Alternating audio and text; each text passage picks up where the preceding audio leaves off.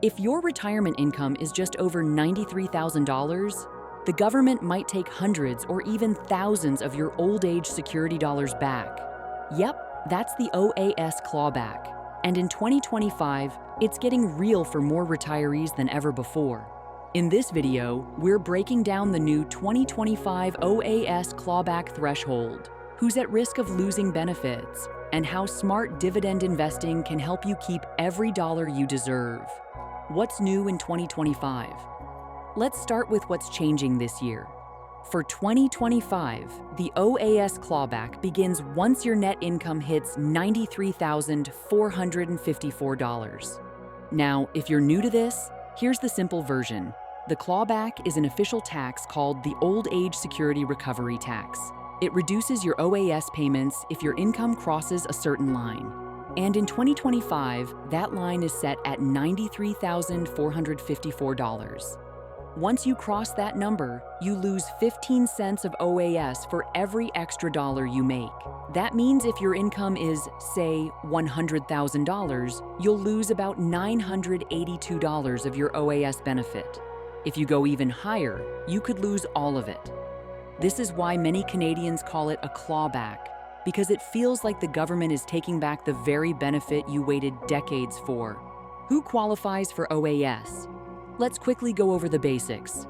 If you're 65 or older, have lived in Canada for at least 10 years after turning 18, and meet the residency requirements, you qualify for old age security. But qualifying for OAS is different from actually keeping it, because even if you're eligible, the OAS recovery tax can reduce your benefit or wipe it out completely based on your net income. So what counts as net income? It includes your RRIF withdrawals, interest income from savings and GICs, capital gains from selling stocks or property, and dividends if not handled correctly. Even CPP payments and employment pensions count toward your net income. But don't worry, there's good news ahead. Why dividend income can help. Here's where strategy comes in. Not all income is taxed the same way. That's where Canadian dividend stocks become your best friend. Dividends from eligible Canadian corporations qualify for the dividend tax credit, which means they're taxed at a lower rate than regular interest or RRIF income. Let's break this down. Say you earn $10,000 in interest income. That full $10,000 counts toward your net income and is taxed at your marginal rate. Now, if you earn $10,000 in eligible Canadian dividends, your taxable income might only show a grossed-up value with a big tax credit applied. The result? Much lower taxes and less pressure on your OAS eligibility. And it gets even better with a TFSA, TFSAs, the tax-free secret weapon. If you're worried about crossing the OAS clawback line, the tax-free savings account is a powerful tool. Any income, interest, dividends, or capital gains inside a TFSA is totally tax-free. And better yet, it doesn't count toward your net income at all.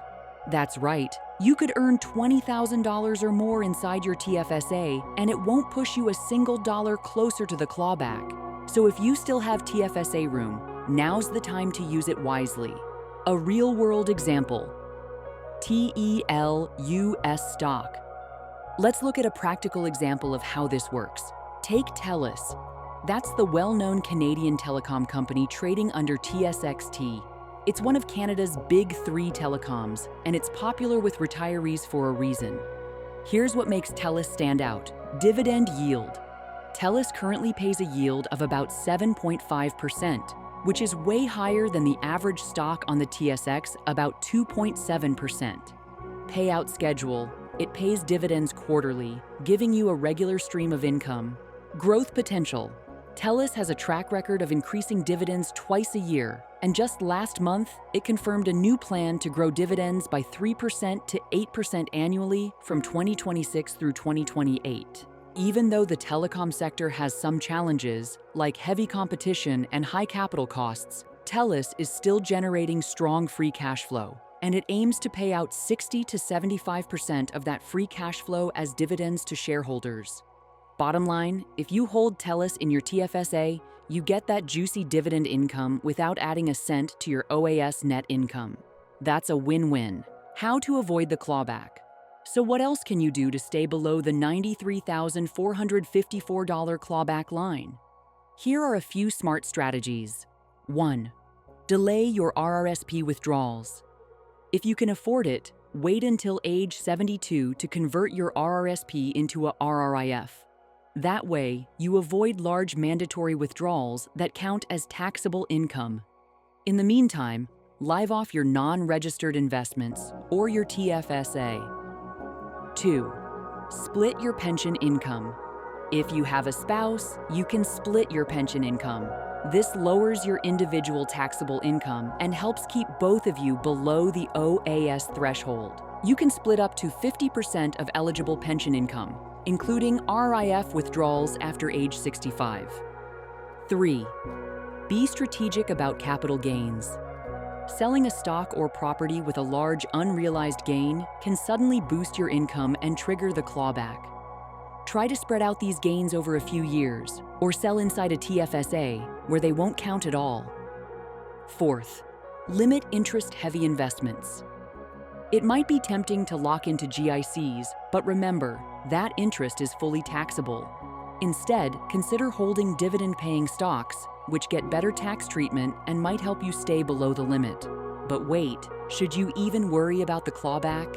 Some retirees feel frustrated by the clawback and think, why should I even bother? Well, here's why.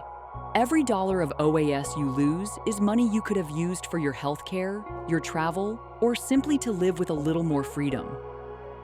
Plus, many of these strategies aren't just about saving OAS. They're about building a more tax-efficient retirement overall. Recap.